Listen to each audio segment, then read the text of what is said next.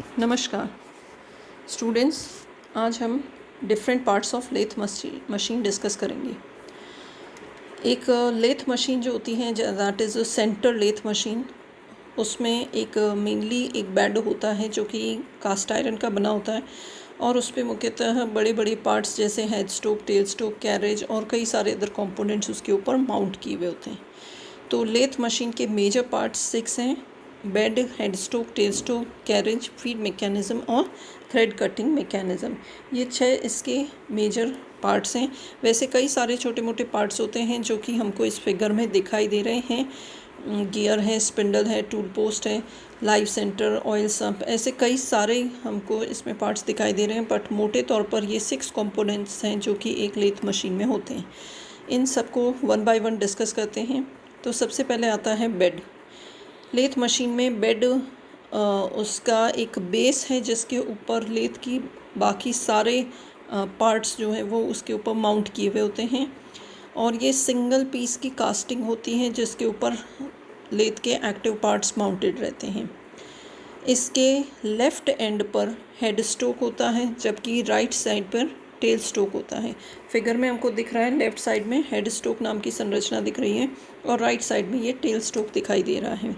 Tell stock जो होता है वो स्लाइडिंग पार्ट है, यानी वो आगे पीछे हो सकता है। ये हेड स्टोक की तरफ आ सकता है और हेड स्टोक से दूर जा सकता है, जबकि हेड स्टोक जो है वो फिक्स संरचना है, वो हमेशा ही लेफ़्ट एंड पर फिक्स्ड रहती हैं। इसी तरह से इन बेड के ऊपर कैरेज नाम का भी एक कंपोनेंट जो माउंट किया हुआ है, ये दिख रहा है कि कैरेज, ये कैरेज भी एक स्लाइडिंग पार्ट है, यानी ये भी बेड के ऊपर स्लाइड कर सकता है, आगे पीछे हो सकता है, टूवर्ड्स टेल स्टोक जा सकता है या टूवर्ड्स हेड स्टोक आ जा सकता है। तो ये दोनों को स्लाइड करने के लिए बेड के ऊपर गाइडवेज बनाए हुए होते हैं और ये 2 गाइडवेज बनाए हुए होते हैं। एक गाइडवे के ऊपर टेल स्टोक स्लाइड करता है और दूसरे गाइडवेज के ऊपर कंपाउंड ये कैरेज स्लाइड करता है। तो जो 2 गाइडवेज हैं, एक को हम इनर गाइडवेज बोलते हैं और दूसरे को आउटर गाइडवेज बोलते हैं। इनर गाइडवेज के ऊपर टेल स्टोक चलता है जबकि आउटर गाइडवेज के ऊपर कैरेज चलता है। ये गाइडवेज जो होते हैं जनरली फ्लैट शेप या इन्वर्टेड वी शेप के बने हुए होते हैं। जनरली जो पूरा बेड होता है वो कास्ट आयरन का बना होता है और उसमें निकल और क्रोमियम की एलॉइंग की जाती है और इससे बेड बनाया जाता है। तो ये लेथ के बेड के 2 फिगर्स दिखाई दे रहे हैं। पहले फिगर में ये जो फ्लैट सरफेस दिख रहा है ये इसका गाइडवे है जो कि फ्लैट गाइडवेज है और इसी तरह से सेकंड में दोनों ही गाइडवेज दिखाई दे रहे हैं। इधर ये इन्वर्टेड वी शेप का गाइडवे है और उसी के पास में पीछे की साइड में फ्लैट गाइडवेज दिखाई दे रहा है। तो ये दोनों गाइडवेज बनाए जाते हैं, यानी जो इनर गाइडवे है उसमें जो 2 गाइडवेज बनाए गए हैं उसमें एक तरफ इन्वर्टेड वी शेप रखा जाता है, एक तरफ फ्लैट रखा जाता है।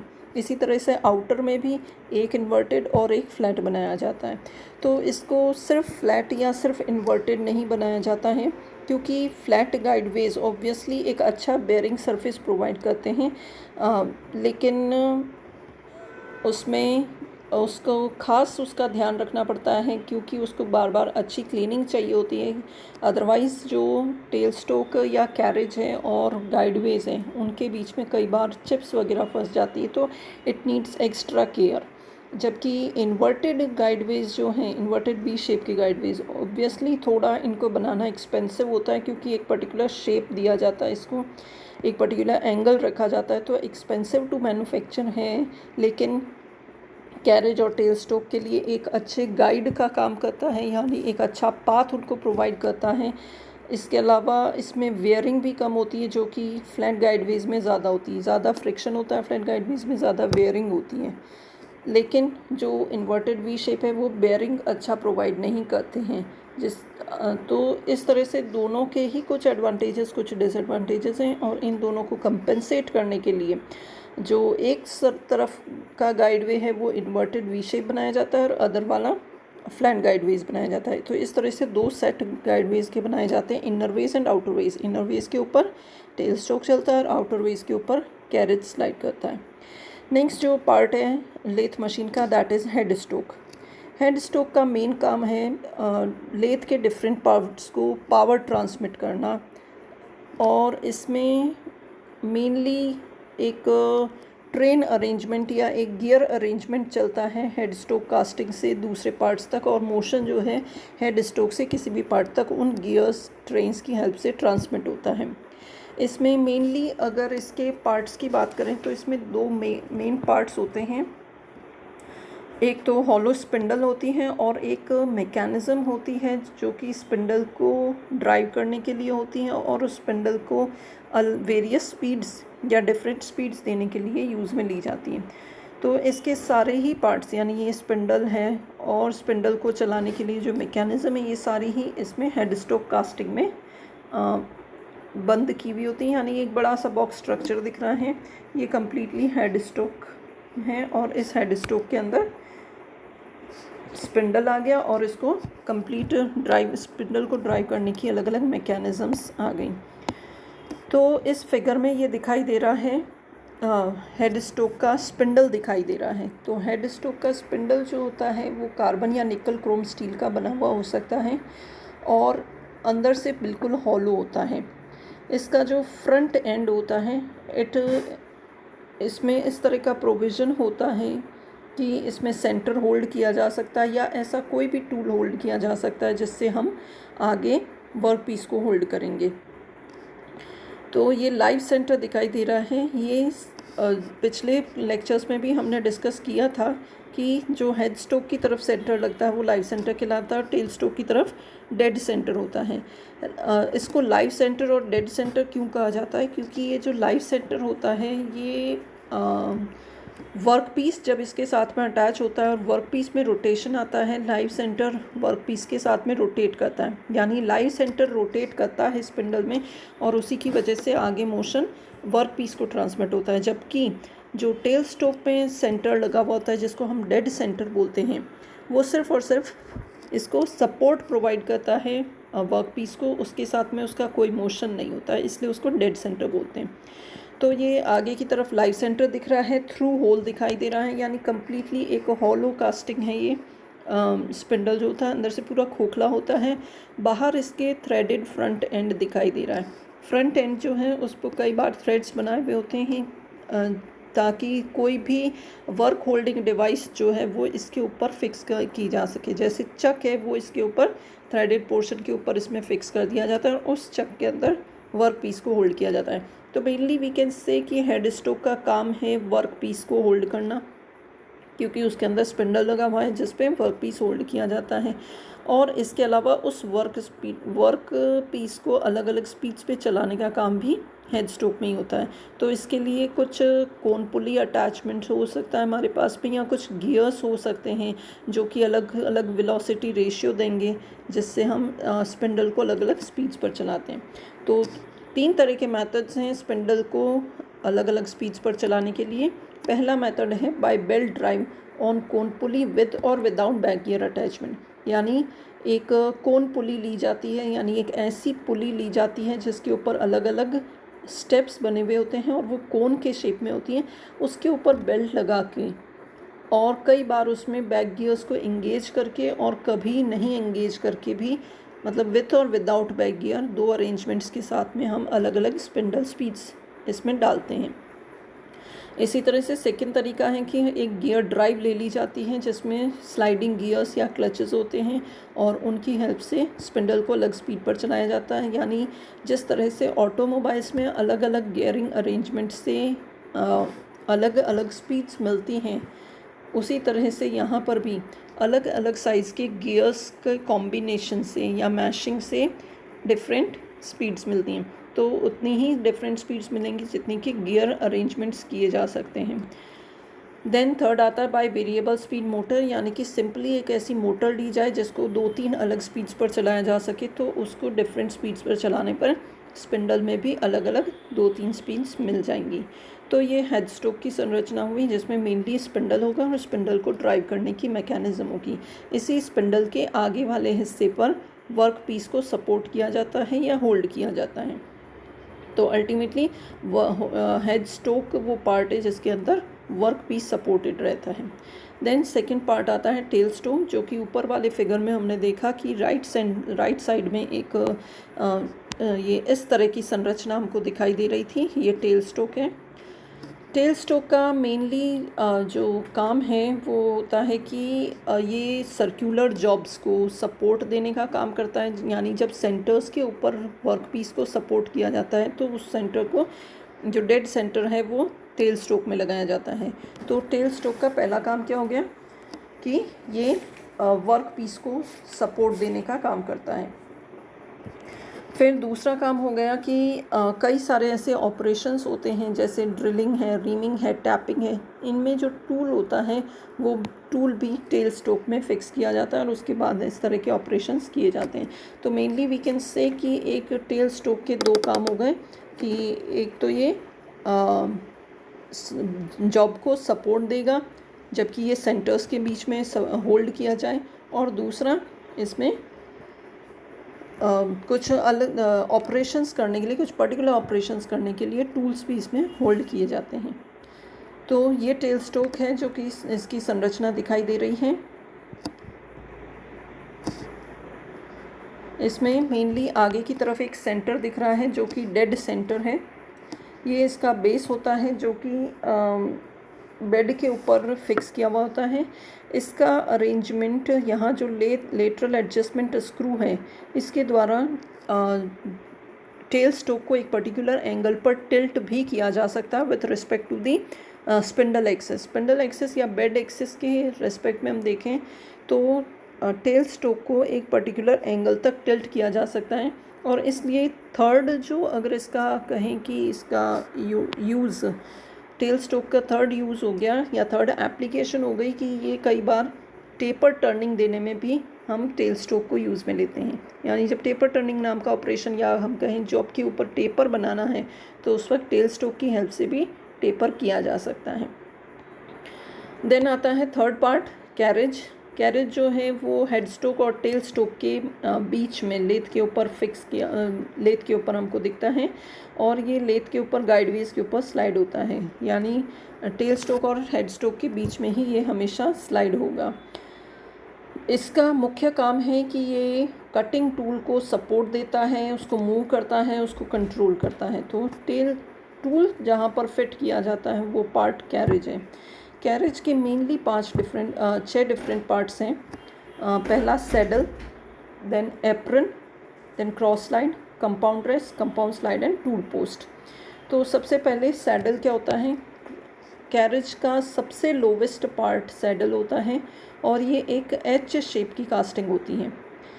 ये बेड के गाइडवेज में एक ब्रिज की तरह से कैरेज को ऊपर जोड़ती हैं, यानी ये ब्रिज का रोल प्ले करती हैं और ये बेड के ऊपर फिटेड रहती हैं और इसी के ऊपर कैरेज जो है पूरा इसके ऊपर, यानी बाकी जो भी पार्ट्स हैं कैरेज के वो सैडल के ऊपर लगे हुए थे। तो ये कैरेज का लोवेस्ट पार्ट हुआ जो कि डायरेक्टली गाइडवेज के कांटेक्ट में है और इन गाइडवेज के ऊपर ये कैरेज का इसी की वजह से मोशन हो रहा है।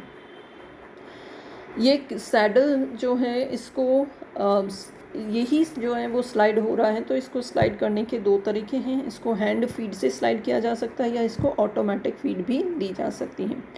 देन सेकंड पार्ट आता है क्रॉस स्लाइड। क्रॉस स्लाइड जो होता है वो सैडल के ऊपर का पार्ट होता है और इसके ऊपर डव टेल गाइडवेज बनाए हुए होते हैं सैडल के राइट एंगल पर, यानी बेड के जो गाइडवेज हैं उनसे राइट एंगल पर सैडल के ऊपर गाइडवेज बनाए हुए होते हैं और उन गाइडवेज के ऊपर क्रॉस स्लाइड को जोड़ा हुआ होता है जिससे क्रॉस स्लाइड जो है वो राइट एंगल पर मोशन कर सके। तो कभी जब डेप्थ देना होता है एक पर्टिकुलर या क्रॉस फीड देनी होती है उस वक्त क्रॉस स्लाइड को मूव किया जाता है लेथ एक्सिस के राइट एंगल पर। ये पावर ड्रिवन भी हो सकती है और ये हैंड ड्रिवन भी हो सकती है। इसके बाद थर्ड पार्ट आता है कंपाउंड रेस्ट। कंपाउंड रेस्ट जो है क्रॉस स्लाइड के ऊपर का हिस्सा होता है और ये सर्क्यूलर, इसमें एक सर्क्यूलर बेस लगा हुआ होता है जिसके ऊपर कुछ ग्रेजुएशंस, कुछ मार्किंग करी हुई होती है जो कि उसके एंगल्स को शो करती हैं। तो कंपाउंड रेस्ट जो है एक पर्टिकुलर एंगल तक स्विवेल किया जा सकता है, घुमाया जा सकता है, ताकि जब कभी टेपर बनाना होता है, टेपर टर्निंग का ऑपरेशन जब करना होता है, तो हमारे पास में एक और मेथड है कि इस कंपाउंड रेस्ट को जो है एक पर्टिकुलर एंगल तक स्विवेल किया जाता है और उसके बाद में जब कटिंग की जाती है तो उससे टेपर टर्निंग या टेपर्ड सरफेस जो है वो प्रोड्यूस होता है। इसमें नेक्स्ट पार्ट जो है that is tool post. Tool post वो पार्ट है जो कि कंपाउंड स्लाइड के ऊपर होता है और यही वो पार्ट है जहाँ पर टूल को होल्ड किया जाता है। टूल एग्जैक्टली जहाँ पर लगाया जाता है that is the tool post. और इसमें कई सारे एडजस्टमेंट्स होते हैं, कई तरह के अलग अलग तरह के हमारे पास में टूल पोस्ट होते हैं जिनसे उसको ईज़िली उसके ऊपर टूल को पोस्ट किया जाता है।